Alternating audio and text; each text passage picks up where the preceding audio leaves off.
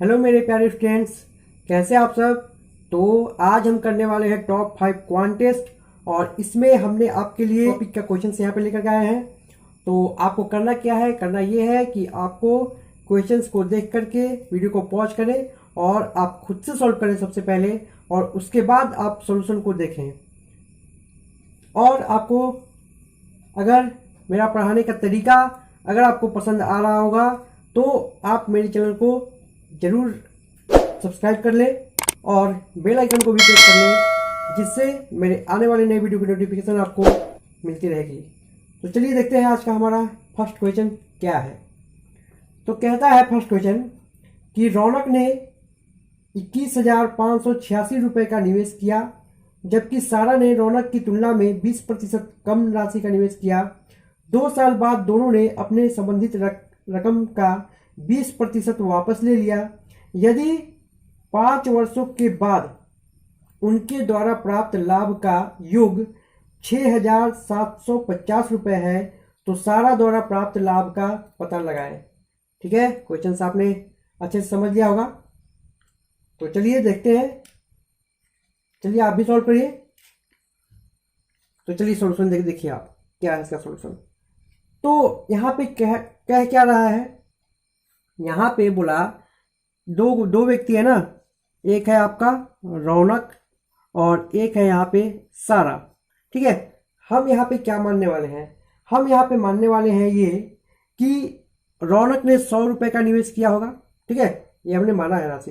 रौनक ने 100 रुपये का निवेश किया होगा और सारा के बारे में क्या बोला कि रौनक से 20% कम, यानी 20% 100 का क्या होगा, यानी 80 रुपये निवेश की होगी। ठीक है, अब देखिए आगे क्या बोलता है। तो इन्होंने क्या किया, 2 साल तक इन्होंने निवेश किया है। ठीक है, 2 साल के बाद, ठीक है 2 साल के बाद, तो 2 साल तो इतना ही पैसा निवेश हुआ ना। ठीक है, 2 साल तो इतना ही पैसा निवेश हुआ। और 2 साल के बाद क्या करते हैं, ये अपने जो भी यहाँ पे निवेश किया हुआ था उसमें से कितना निकाल चुके हैं, ये 20% निकाल चुके हैं। 100 का 20% तो क्या होगा, 20% तो अभी कितना लगा हुआ है, तो 80% अभी लगा हुआ है। चलिए 80 यूनिट लगा हुआ है। अब देखिए 80 का 20% कितना होगा, तो 80 का 20% अगर हम निकालें, ठीक है, तो 16 माइनस होगा, यानी कि कितना होगा इसका, तो इनका होगा अभी कितना निवेश है, 20% निकालने के बाद 64 यहाँ पे निवेश है। और ये कितने टाइम के लिए निवेश है, तो यहाँ पे दिया हुआ है कि 5 वर्षों के बाद ना, यानी 5 वर्ष तक। ठीक है, तो ये कितना 2 साल तो यहाँ हो गए, और ये पैसे जो है ये कितने टाइम के लिए निवेश हो रहे हैं, तो 3 साल के लिए। ठीक है, 3 साल के लिए निवेश हो रहे हैं। अब बात को समझिएगा यहाँ पे, तो हम इनका क्या निकालते हैं, रेशियो निकालते हैं। ठीक है, यहाँ पे रेशियो निकालें तो यहाँ पे देखिए आप कैंसिल करिए, तो यहाँ पे देखिए कैंसिल क्या क्या हो रहा है, यहाँ पे कैंसिल क्या क्या हो रहा है, तो इसे मल्टीप्लाई कर लीजिए। ठीक है, इसे मल्टीप्लाई भी कर सकते हैं या तो कैंसिल भी कर सकते हैं। तो कैंसिल करेंगे क्या होगा, 2 से 2 कैंसिल हो जाएगा यहाँ पे। ठीक है, और यहाँ पे देखिए, यहाँ पे 80 से 80 भी कैंसिल हो रहा है ना, 8 से यहाँ पे 80 भी कैंसिल हो गए, और क्या कैंसिल हो रहा है यहाँ पे, ये भी 8 से कैंसिल हो रहा है। चलिए, तो 8 नहीं 64 हो गया। अब देखिए और कुछ कैंसिल हो रहा है क्या, तो यहाँ पे हमें दिख रहा है कि 0 से 0 भी कैंसिल हो रहा है ना, 0 से यहाँ भी 0 भी कैंसिल हो रहा है। तो अब बचे क्या है, तो अब हमें क्या दिखाई पड़ रहे हैं, देखिए 10 या 30, और यहाँ क्या बच रहे हैं, 8 3 24 बच रहे हैं ना, 24 बच रहे हैं। तो इनका रेशियो देखिए, इनका रेशियो क्या बना, चलिए तो यहाँ पे क्या करिए, 30 से करिए, तो 3 8 24, 3 9 के 30, तो यहाँ पे क्या रेशियो आया, 5:4। ठीक है, 5:4 यहाँ पे क्या है, इनका रेशियो है। और देखिए इनका जो ये रकम कितना मिला है इनको, तो इनके द्वारा प्राप्त लाभ कितना मिला है, तो देखिए ये टोटल निवेश के भाग का ही तो लाभ मिलता है, तो यानी कितना है, यूनिट में कितना है, 9 यूनिट, और 9 यूनिट के बराबर यहाँ पे कितना दिया है आपको, 6,750 रुपये। तो आप एक यूनिट की वैल्यू निकालिए, आप एक यूनिट की वैल्यू निकालेंगे तो यहाँ पे कितना होगा, देखिए तो 9 सत्ते 63 होगा ना, 9 सत्ते 63, और यहाँ पे कितना, तो 4 पच्चे 45। ठीक है, 4 पच्चे 45 नहीं, यहाँ पे क्या होगा 54 होगा। तो क्या होगा आपका, देखिए क्या आएगा, 9 सत्ते 63 हो गई, और 63 में घटेगा आपका कितना, तो यहाँ पे आपका 4, यानी 9 पच्चे 45। तो एक यूनिट की वैल्यू क्या आ गई आपकी, देखिए 750। तो हमें निकालनी क्या है, हमें बताना क्या है कि सारा के द्वारा कितना निवेश किया है। तो सारा के द्वारा निवेश किया हुआ कितना है 4 यूनिट। और जब आपको एक यूनिट की वैल्यू पता चल गई है तो 4 यूनिट की वैल्यू आप बता दीजिए आसानी से। तो कितना होगा यहाँ पे 0 0 और यहाँ पे कितना होगा देखिए यहाँ पे आपका आ जाएगा ये 3000 रुपये आंसर आ गया। ठीक है, आई होप आपको समझ में आया होगा अच्छे से। पहले हमने देखिए क्या किया, पहले हमने इनका निवेश किए हुए रकम को 100 माना। ठीक है, रौनक को 100 माना तो ये सारा 20% कम थी तो इसे 80 माना। और इन्होंने देखिए 2 साल तक अपने पैसे को नहीं छेड़ा है, यानी 2 साल तक तो इतना ही पैसा निवेश हुआ, इसलिए 2 से मल्टीप्लाई किया हमने यहाँ पे। और देखिए और 2 साल के बाद क्या हुआ, 2 साल के बाद क्या हुआ कि इन्होंने अपने जो भी रकम निवेश किया था उसमें से क्या किया इन्होंने 20% इसमें वहाँ पे अपना विड्रॉ कर लिया। जब 20% इन्होंने विड्रॉ कर लिया तो अब देखिए उस निकालने के बाद कितने बचे यहाँ पे 100 का 20%, यहाँ पे 80 बचा ना। और देखिए इसका जब यहाँ पे करेंगे 80 का जब 20% निकाल देंगे तो कितना बचेगा 64। और ये कितने साल के लिए निवेश हुआ 3 साल के लिए। ठीक है, 3 साल के लिए, यानी देखिए 3 2 5 साल। तो 5 साल के बाद इनका लाभांश कितना मिला 6750 रुपये मिला ना। तो हमने यहाँ पे इनकी रेशियो निकाल ली कि किस रेशियो में इन्होंने निवेश किया था, और उसी रेशियो में क्या होता है लाभ भी बढ़ता है, आपको पता होगी। तो हमने यहाँ पे 1 यूनिट की वैल्यू निकाली है 750। तो हमसे पूछा क्या गया था कि सारा ने कितना निवेश किया, तो सारा ने 4 यूनिट निवेश किया था। तो 4 यूनिट का वैल्यू कितना आ गया यहाँ पे 3000 आ गई। आई होप आपको अच्छे से समझ में आया होगा। तो चलिए देखिए सेकंड क्वेश्चन क्या है हमारा। कहता है कि 2 संख्याओं का योगफल 583 है, यानी 583 है। यदि दूसरी संख्या पहली संख्या की 3/8 हो तो पहली संख्या के 1/4 एवं दूसरी संख्या के 1/3 के मध्य का अंतर क्या होगा। ठीक है, आप क्वेश्चन को समझ गए होंगे, तो आप भी बनाइए क्वेश्चन को।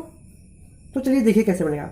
यहाँ पे 2 संख्या का योग दिया हुआ है, यानी एक को हम ए मानते हैं और दूसरी को क्या मानते हैं बी मानते हैं। ठीक है, एक संख्या ए और एक संख्या बी है।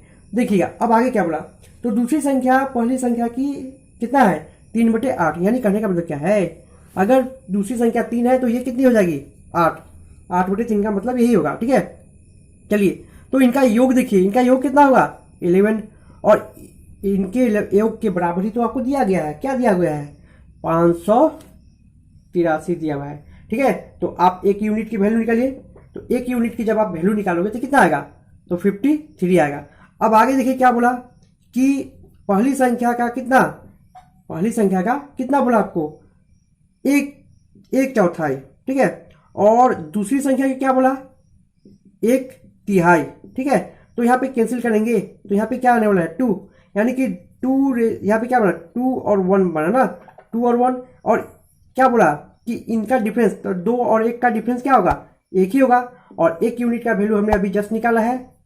ठीक है, कितना 53, और यही क्या हो गया हमारा आंसर हो गया। थर्ड क्वेश्चन की ओर चलते हैं। थर्ड क्वेश्चन क्या है हमारा, कहता है कि वर्तमान में अजय की उम्र रोहन की उम्र की दुगनी है।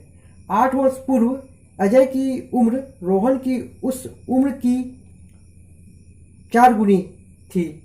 आज से 6 वर्ष पश्चात रोहन की उम्र क्या होगी। ठीक है, हमसे ये क्वेश्चन पूछा गया। तो यहाँ पे देखिएगा, तो हमने माना ये अजय है, ठीक है, और ये रोहन है। ठीक है, ये अजय और ये रोहन। तो यहाँ पे क्या हो रहा है, क्या बोला कि अजय की उम्र रोहन की उम्र से दुगनी है। ठीक है, तो अगर हमने इसे x माना तो इसे क्या करेंगे हम 2x मानेंगे। ठीक है, अब 8 वर्ष पश्चात यानी माइनस होगा ना, 8 वर्ष अगर पीछे की बात करें तो ये माइनस हो जाएगा। ठीक है, तो क्या बोला 8 वर्ष पूर्व अजय की उम्र रोहन की उम्र की 4 गुनी है ना, 4 गुनी है, यानी हमें तो इक्वल करना है। तो हमें किस में मल्टीप्लाई करेंगे, तो हम रोहन में यहाँ पे इक्वल करेंगे, तभी तो मल्टीप्लाई करेंगे तो क्या होगा, इस दोनों की उम्र इक्वल हो गई। अब इस इक्वेशन को सॉल्व कर लीजिए आसानी से। तो यहाँ पे क्या हो जाएगा 2x माइनस का 8। ठीक है, 2x माइनस का 8 हो गया। चलिए इसे करिए 4x माइनस का 32। तो यहाँ पे क्या करेंगे हम, तो यहाँ पे इधर करेंगे तो यहाँ पे क्या हो जाएगा, तो आएगा आपका 2x और 2x, और यहाँ पे जाके क्या होगा, ये यहाँ पे माइनस होगा। तो जब ये माइनस होगा तो यहाँ पे कितना आएगा आपका बताइए, तो जब ये आपका माइनस होगा तो यहाँ पे क्या होगा, तो माइनस होगा तो आपका आएगा कितना 24 आएगा। और x का वैल्यू क्या आ गया आपका, तो 12। ठीक है, x का वैल्यू क्या आ गया आपका 12। तो अब क्या बोलता है कि आज से 6 वर्ष, क्या बोला, आज से 6 वर्ष पश्चात रोहन की उम्र क्या होगी। तो वर्तमान उम्र है ये 12 वर्ष, तो 6 वर्ष पश्चात क्या होगा, तो इसी की उम्र 18 वर्ष हो जाएगी। ठीक है, यहाँ पे आ गया आपका आंसर। चलिए देखिए हमारा चौथा क्वेश्चन क्या है।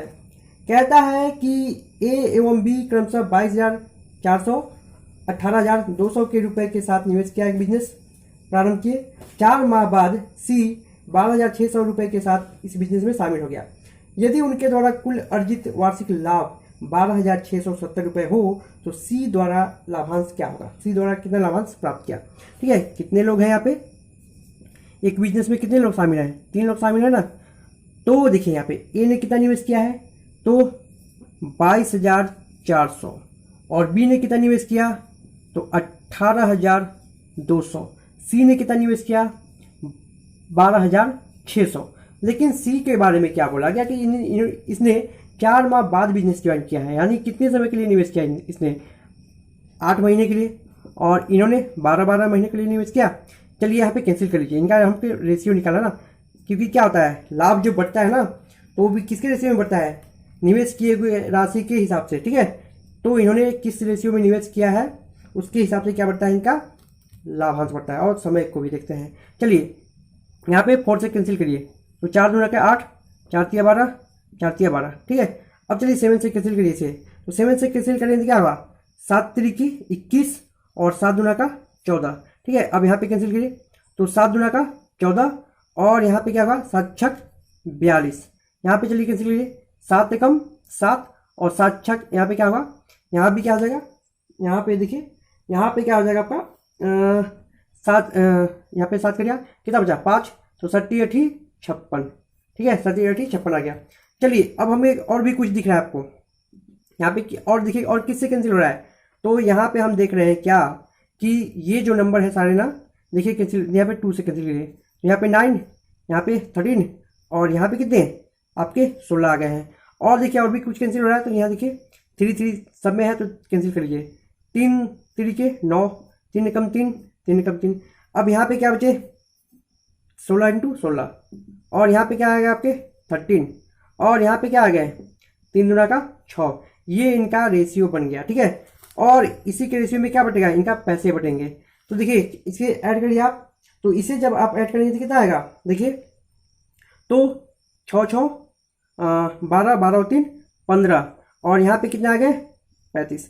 यानी देखिए ये 35 यूनिट के बराबर ये जिनका जो लाभांश है वही है। ठीक है, तो इनका लाभांश कितना है, तो इनका लाभांश है 12,670 रुपए। तो एक यूनिट की वैल्यू आपकी क्या आएगी 362। ठीक है, ये आ गई हमारी एक यूनिट की वैल्यू। तो हमसे पूछा क्या गया है कि सी के द्वारा, तो सी के द्वारा 6 यूनिट, तो 6 यूनिट को क्या करिए आप इससे मल्टीप्लाई कर दीजिए 6 2 से। तो यहाँ पे जब मल्टीप्लाई करेंगे आप तो कितना आएगा 2,172 रुपए, 2,172 रुपए क्या हो गए आपके, यहाँ पे आंसर आ गए। ठीक है, चलिए देखिए पांचवा क्वेश्चन क्या कहता है हमारा। कहता है कि एक ट्रक 8 घंटे में 448 किलोमीटर कवर करती है। एक बाईसाइकिल की औसत गति ट्रक की औसत गति से कितनी है, 1/4 है। तो बाईसाइकिल 7 घंटे में कितनी दूरी तय करेगी। ठीक है, बात को समझिएगा। यहाँ पे क्या बोलता है, ट्रक क्या करता है कि 8 घंटे में 448 किलोमीटर कवर करता है। तो हम यहाँ पे क्या निकाल लेते हैं, इसकी स्पीड निकाल लेते हैं। तो स्पीड का फॉर्मूला क्या होता है, d/t होता है। ठीक है, d/t होता है। तो चलिए यहाँ पे निकालिए आप। तो यहाँ पे आप निकालेंगे तो क्या आने वाला है, तो 8 25 40 और 8 6 48। ठीक है, 8 6 क्या हो गया 48। ये हो गई हमारी स्पीड किलोमीटर पर आवर। अब बात को समझिएगा, यहाँ पे बोला गया कि एक बाईसाइकिल की औसत गति ट्रक की औसत गति से कितने 1/4। ठीक है, तो 56 का 1/4 क्या होगा, तो यहाँ पे देखिए, तो यहाँ पे होगा 1 और यहाँ पे 4। ठीक है, 4 चौके 16, यानी कि 14 किलोमीटर इसकी क्या है, इसकी गति है ना, किलोमीटर पर आवर। अब यहाँ पे क्या बोला कि 7 घंटे में कितनी दूरी तय करेगी। 1 घंटे में जब ये कितनी दूरी तय करती है 14 किलोमीटर, तो 7 घंटे में कितनी दूरी तय करेगी, तो 14 7 98 किलोमीटर ये दूरी तय करेगी। और यही हो गया आपका आंसर। तो आज के लिए बस इतना ही, मिलते हैं फिर नेक्स्ट वीडियो में। तो साथ में बने रहने के लिए बहुत बहुत धन्यवाद।